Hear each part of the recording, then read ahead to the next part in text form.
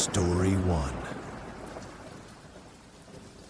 This incident occurred in 2009 when I was 22 years old.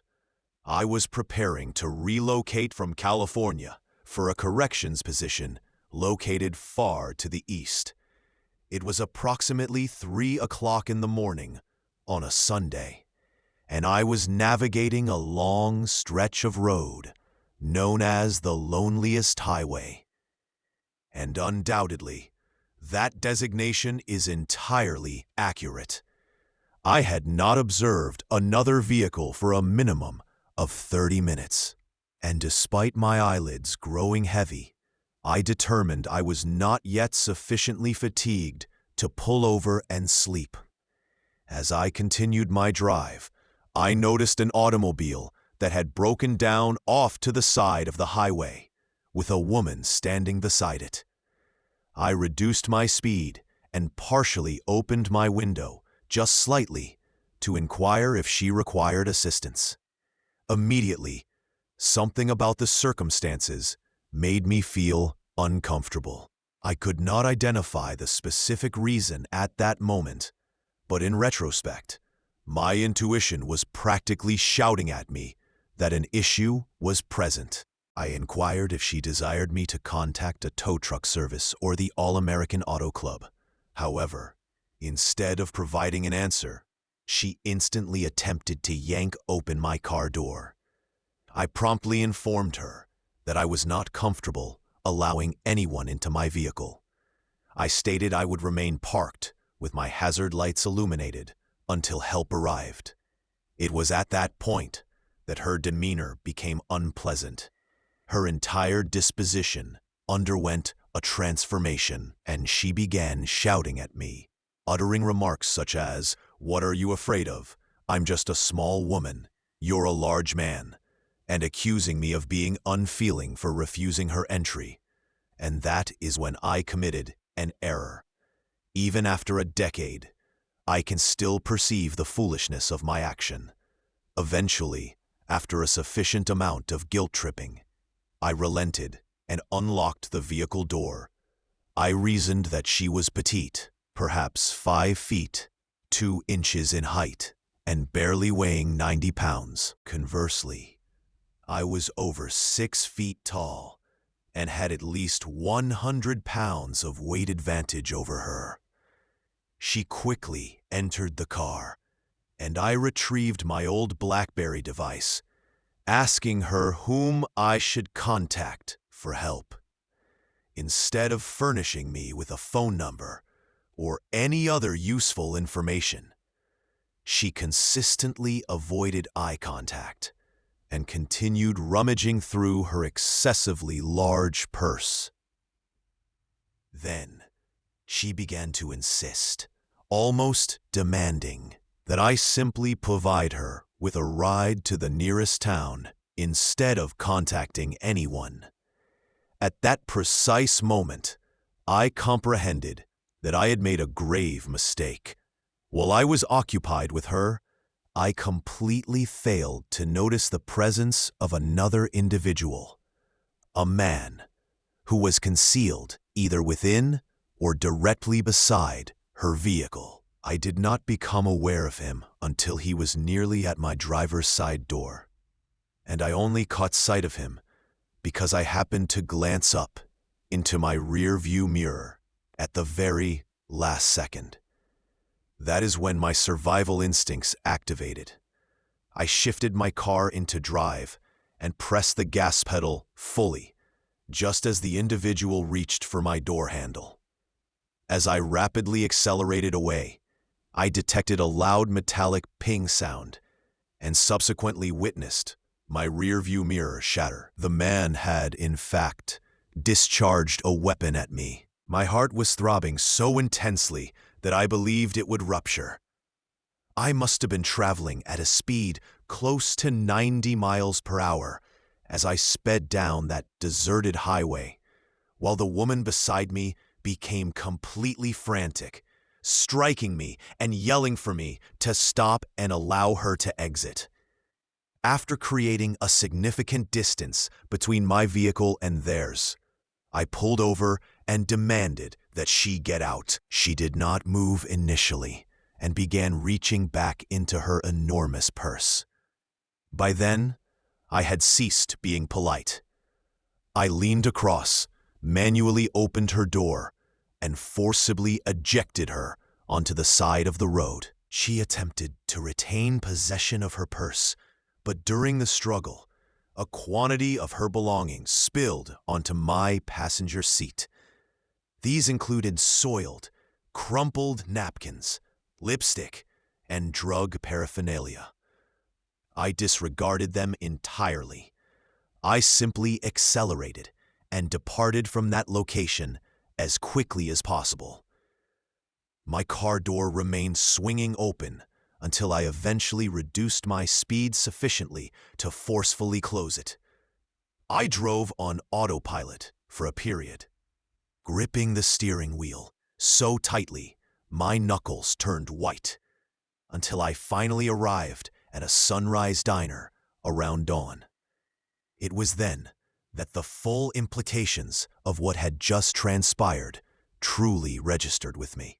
I had very nearly lost my life out there in the absolute middle of nowhere. After regaining some composure, I observed all the refuse she had left in my car, including certain items that could unquestionably have led to my arrest. I was aware of my aspirations to enter law enforcement and did not wish to risk anyone discovering those items in my possession. So I collected them all into a bag and disposed of them. I noticed a law enforcement officer at a nearby fuel station and recounted the entire narrative to him. He essentially reprimanded me severely for stopping and permitting someone to enter my vehicle. However, he stated he would file an official report. I highly doubt any consequence resulted from it. I barely consumed my pancakes at the Sunrise Diner, still too unsettled to eat, and ultimately just resumed my journey. I never bothered to repair that damaged mirror. I eventually sold the automobile later, as the location where I moved did not necessitate its use. Even now, after all these years, whenever I encounter a stranded motorist, I hesitate. I cannot help but recall the events of that night. Story 2. A few years prior, I was residing in Starkville, Mississippi, simply adhering to my customary weekly routine. I had a business meeting scheduled for early Friday morning in Baton Rouge. Therefore, the intention was to drive there overnight. I had recently purchased a brand new, heavy-duty 2013 Pioneer automotive truck for myself. And let me assure you, this vehicle was comprehensively equipped. It featured tool compartments throughout, presenting precisely the appearance of a diligent man's vehicle. The meeting was not of monumental scale, yet it was sufficiently important because it pertained to finalizing a distribution agreement with a client. Thus, naturally, on the evening preceding the meeting, I resolved to go out and celebrate a little. The strategy was straightforward: have an enjoyable night out, obtain a couple of hours of sleep, refresh myself, and then undertake the 4-hour drive south. By midnight, all establishments in the college town had closed. That is characteristic of Starkville during the week. I returned home, collapsed onto my sofa, configured a 2-hour alarm, and promptly fell into a deep sleep. When the alarm sounded loudly, I reluctantly roused myself, proceeded through my usual pre-long drive checklist: coffee, water, fundamental truck inspection, and naturally ensured my Guardian handgun 22 was loaded and securely stowed away. In Mississippi, your vehicle is considered an extension of your dwelling, so carrying a firearm inside is perfectly permissible by law. Once all preparations were completed, I acquired a large coffee and proceeded onto the highway, feeling somewhat sluggish but prepared for the journey. Somewhere along Highway 25 South, at a time between 3 o'clock and 4 o'clock in the morning, I found myself in an isolated area with no other vehicles visible, which did not surprise me for that particular region. It was then that I observed flashing emergency lights ahead, and as I drew nearer, I discerned a broken-down van with an individual lying partially underneath it. The van appeared to be in a dilapidated state, with a flat tire and a smoking engine. I honestly felt a surge of excitement because I had recently acquired a substantial industrial air compressor that I had been eager to utilize. Prior to exiting my vehicle, I ensured to retrieve my Guardian handgun from the back seat, checked its status, and tucked it securely into the rear of my jeans as a precautionary measure. Then I exited and approached him, calling out to inquire about the nature of the problem. The individual crawled out from beneath the van, holding a tire iron and a long pipe, an observation that immediately struck me as peculiar. Therefore, I maintained a slight distance between us. He spoke very little English, continuously repeating, "broke, broke," and gestured for me to slide underneath and examine it. I was not inclined to do that. I shook my head and informed him that I preferred to walk around and inspect the van first.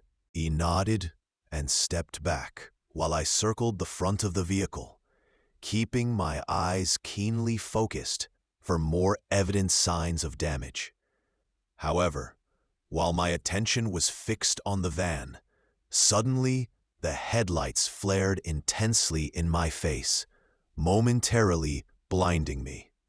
And that is when I realized that someone else had been seated inside the entire time. Initially, I dismissed it with a laugh, shouting something to the effect of, "Hey man, what's happening?" But the first individual was still near the rear of the van, now shouting toward the wooded area.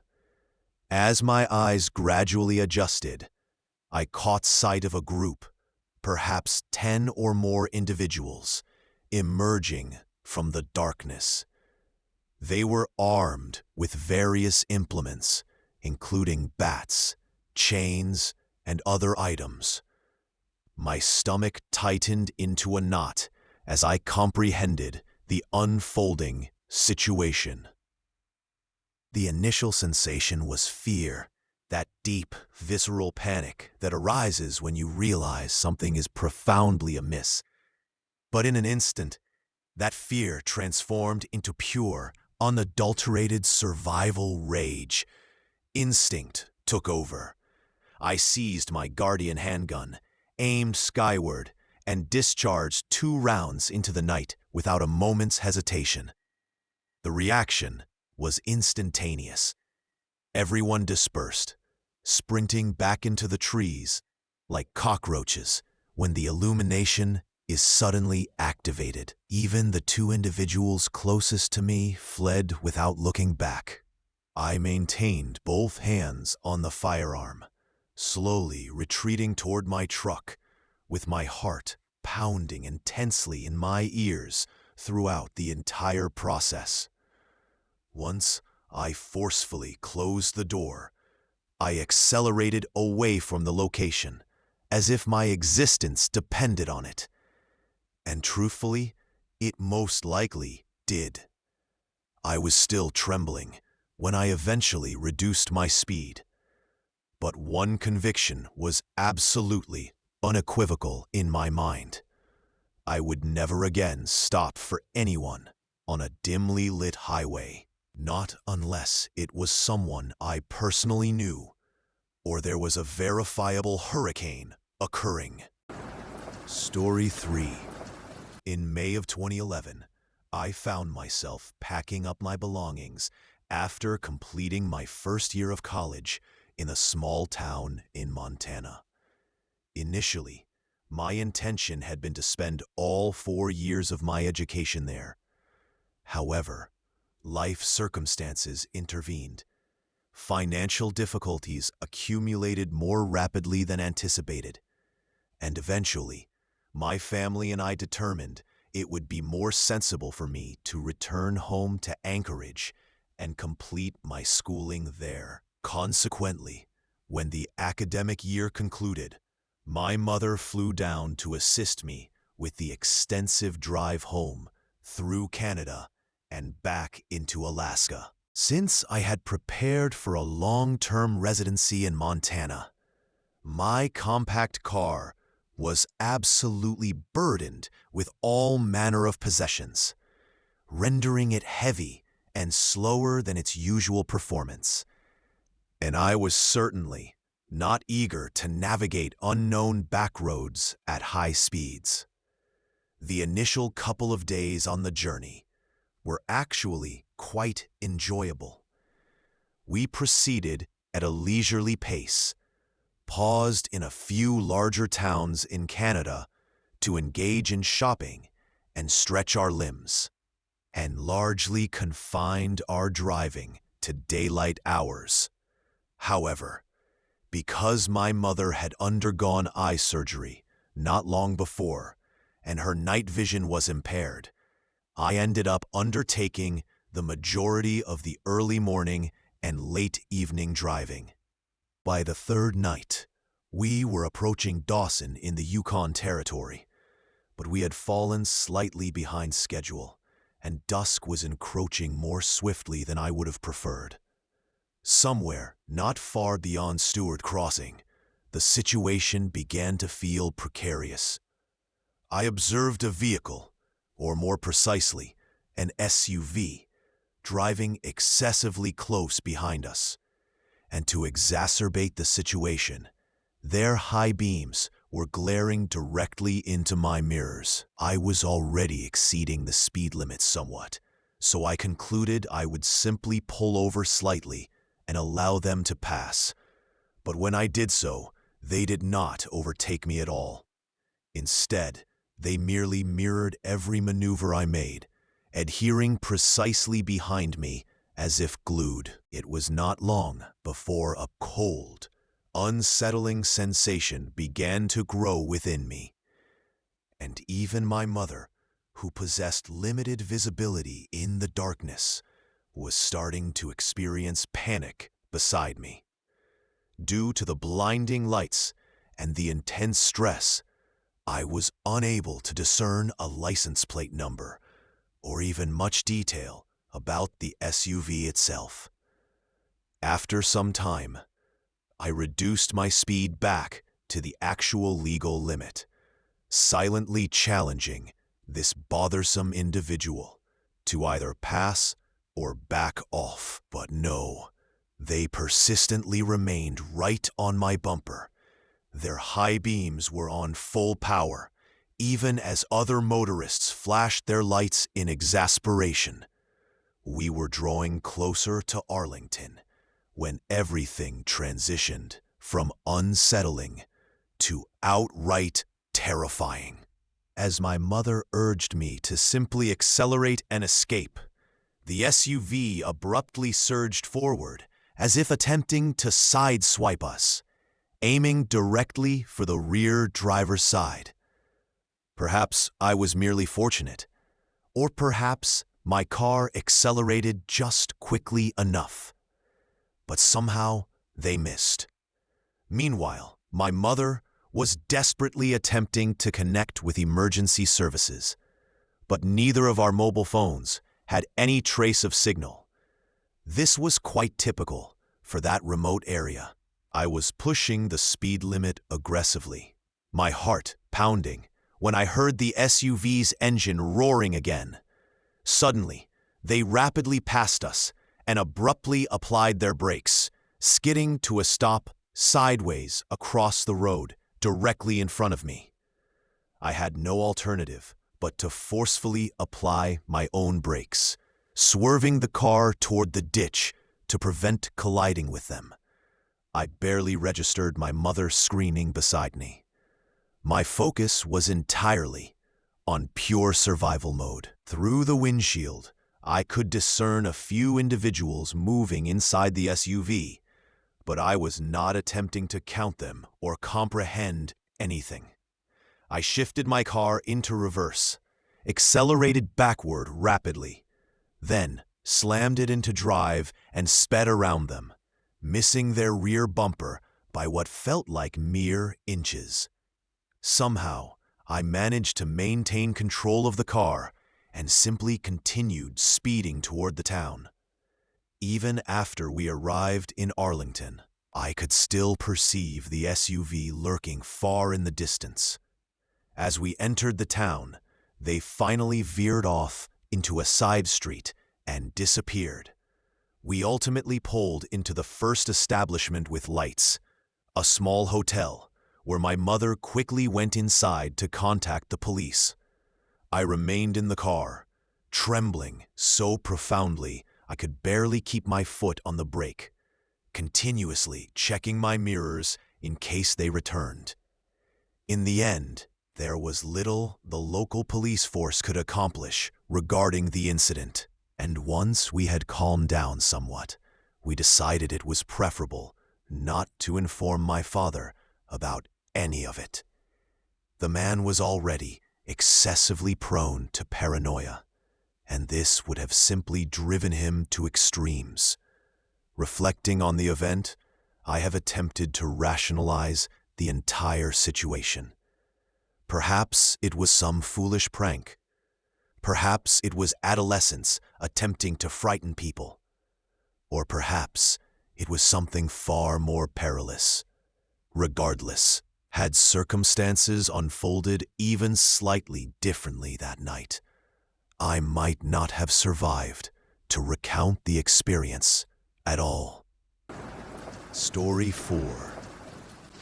A few years ago, while I was still working as a bartender to finance my college education, something transpired during one of those exceedingly late drives home that I will never forget. It was approximately 3 o'clock in the morning, and I was leisurely driving down a segment of divided highway when I observed headlights approaching directly toward me. However, for a moment, I genuinely believed I was simply tired and experiencing visual hallucinations. No. A white Atlas sedan passed me at an extremely high speed, traveling in the incorrect direction, easily reaching 90 miles per hour. Interestingly enough, I was also operating a white Atlas sedan, which would prove significant later. Now, dealing with intoxicated drivers and peculiar individuals in the dead of night was not a novel experience for me. So, I acted in a manner that felt customary. I pulled far over to the side, allowed the vehicle to pass, and after a brief consideration, contacted 911 because, frankly, that person could have seriously injured someone. I provided the dispatcher with my current location and presumed they would dispatch a state trooper to address the situation, especially since the state police station was not far down the road. Feeling as though I had fulfilled my good deed for the night, I returned to the highway and continued toward my residence. A few miles further, I noticed some headlights rapidly approaching me. But I did not give it much thought initially because, well, it was 3 a.m. in rural Pennsylvania. Typically, only truckers or law enforcement officers are present at that hour. As the lights drew closer, I remained in the right lane, anticipating that the vehicle would pass. However, instead, the car fixed itself onto my tail and activated its high beams, completely blinding me. For a moment, I considered the possibility that it was a police officer pulling me over, especially since I had just reported a white Atlas sedan. And again, I myself was operating a white Atlas sedan. I retrieved my vehicle registration from the glove compartment to have it readily available. But immediately after that, the car abruptly applied its brakes and essentially came to a complete stop in the middle of the highway. I caught a quick glimpse, and it appeared to be the same Atlas sedan from earlier, complete with a roof rack. I was uncertain if it was a police vehicle or not, but I began to feel genuinely uneasy, so I contacted 911 again and explained the unfolding situation. The dispatcher assured me they had a trooper actively searching for the wrong-way driver. But while I was still on the call, the car behind me accelerated incredibly fast once more, positioned itself inches from my bumper, turned on its bright lights, and continuously sounded its horn like a maniac. That is when the dispatcher informed me unequivocally, "I don't believe that is our trooper." Up until that specific point, I had been cautiously adhering to the speed limit, concerned about receiving a traffic citation. But the instant she uttered those words, I resolved that I was no longer going to exercise caution. I accelerated fully. Even though I was now driving at an extremely high speed, the car remained directly behind me, swerving erratically and mirroring every maneuver I executed. I attempted a few deceptive tactics, such as signaling to take an exit, then not actually taking it. But whoever was pursuing me remained affixed to my bumper the entire time. Eventually, with the dispatcher still calmly guiding me through the situation, she suggested I proceed directly to the state police station, which fortunately was only one exit away. As I exited the highway, the car stayed with me, even attempting to pull up alongside me at one point. When I finally observed the police station approaching, I activated my turn signal, and at that precise moment, the car abruptly applied its brakes again, extinguished its lights, and veered off into a seemingly random parking lot, as if they wished no part of what lay ahead. The narrative concludes quite uneventfully after that. I pulled into the police station, where a few troopers were awaiting me, provided my statement, and one of them even escorted me the remainder of the way home. I never received any further information about it. No follow-up, no court appearances, nothing. So I am assuming whoever it was managed to escape. To this present day, I still contemplate what their intentions were, or what could have transpired if I had not been able to reach the station in time. Story 5. This entire incident occurred approximately 10 years ago, back when I was a freshman in college and had recently commenced a relationship with my boyfriend. He resided a couple of towns away, and one evening, after spending an excessive amount of time together, I inadvertently fell asleep during a film. I awoke around 3 a.m., feeling completely exhausted, and had to compel myself to drive home. I decided to utilize some of the quieter back roads that I somewhat knew, even though that specific area was not yet entirely familiar to me. To access the main highway, I needed to traverse through a dimly lit park area, the kind of location that would most definitely induce a sense of unease if you contemplated it for too long.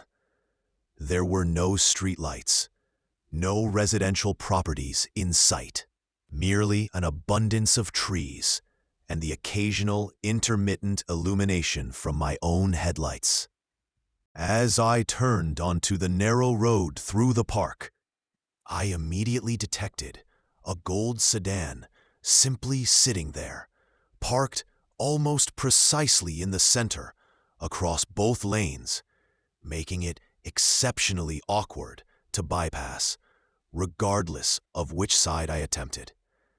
For a brief context, at that time, I was diminutive, probably around 5 feet tall and barely exceeding 100 pounds, even when wet. Definitely not the type of individual who projects an intimidating presence while driving. So, I reduced my speed, endeavoring to ascertain if I could cautiously inch around the vehicle, when suddenly a tall man darted out from in front of the sedan, wildly waving his arms, attempting to compel me to stop. It was irrelevant that he was not behaving aggressively or even appearing particularly menacing. Every fiber of my being simply screamed that something was amiss. I tried creeping forward, perhaps to slip past him, but he stepped directly into my path, completely obstructing me. Instantly, I engaged all the door locks, which was not an action I typically remembered to perform, but it would unquestionably become second nature after that particular night. He began to approach my window, speaking, and even though my hearing is not optimal, I could discern by reading his lips that he was. I abruptly turned the steering wheel into the opposing lane and managed to squeeze around him. I checked my rearview mirror just in time to observe him glaring at me under the red glow of my brake lights, and my stomach knotted tightly. As I returned to the right lane, my headlights swept across the side of the road, and that is when I saw them. 3 additional men, all clad in dark t-shirts and jeans, emerging from the nearby bushes. The way they were fixated on my car conveyed pure hostility, as if they were enraged that their scheme had failed. My foot pressed the gas pedal to the floor, and I sped out of there, accelerating onto the ramp to the parkway, with my heart pounding so vehemently I could distinctly hear it in my ears. I was trembling so severely I could barely hold my phone to dial the police. Of course, successfully connecting with the appropriate department evolved into its own prolonged difficulty, because no one could determine whether it constituted a local or state police jurisdiction issue, given its proximity to the highway entrance. After being redirected multiple times, I finally spoke to an individual who stated they would dispatch a patrol car to investigate. I requested that they call me back because I frequently utilized that route and desired to know if it was safe. A while later, an officer telephoned and reported. By the time they arrived, the vehicle and the men were gone. But less than 5 minutes after speaking with me, another female had reported a nearly identical experience from the very same location. Following that night, I adamantly refused to ever traverse that road during nighttime hours again. When I informed my parents about what had transpired, my mother wept, and my father virtually became unhinged. But they expressed pride that I had trusted my instincts and had not stopped. We even established a new family guideline after that incident. Regardless of the circumstances, we had to send a text message to someone whenever we were heading home late. Honestly, I believe that rule likely safeguarded us from numerous near-miss situations in the future. Story 6. This whole event transpired approximately 9 years ago, during the summer of 2005, when I was still enrolled as a student at the University of Georgia. My girlfriend at that time, who is now my wife, incidentally, resided in Atlanta, and I spent that weekend visiting her. The drive from Atlanta back to Athens spans about 65 miles, entirely along this two-lane highway designated as 316. And during the summer, particularly on a Sunday evening, that road is typically deserted, since most of the students have gone home. I was leisurely cruising along in my black Prestige Motors SUV, with music playing, simply savoring the final moments of the weekend before immersing myself back into academic life. I had not encountered another vehicle for what felt like an eternity when I finally approached a red light. While stopped at the light, I observed a dilapidated black Mustang parked beside me. It appeared to be one of those models from the 1980s, featuring a soft top and heavily tinted windows. I did not give it much thought at the time. I presumed it was simply another old automobile on a rural highway.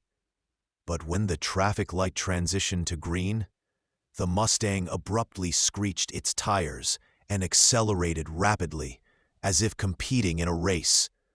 I merely shrugged it off, assuming it was some individual attempting to impress, and reverted to attending to my own matters, maintaining my relaxed pace.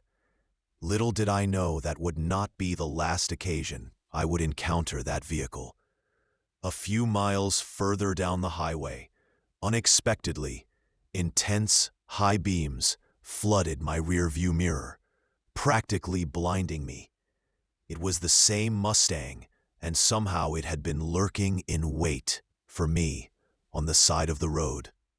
Before I could react, it accelerated alongside me, maintained pace for a second, then abruptly swerved directly into my lane and forcefully applied its brakes, attempting to compel me to stop.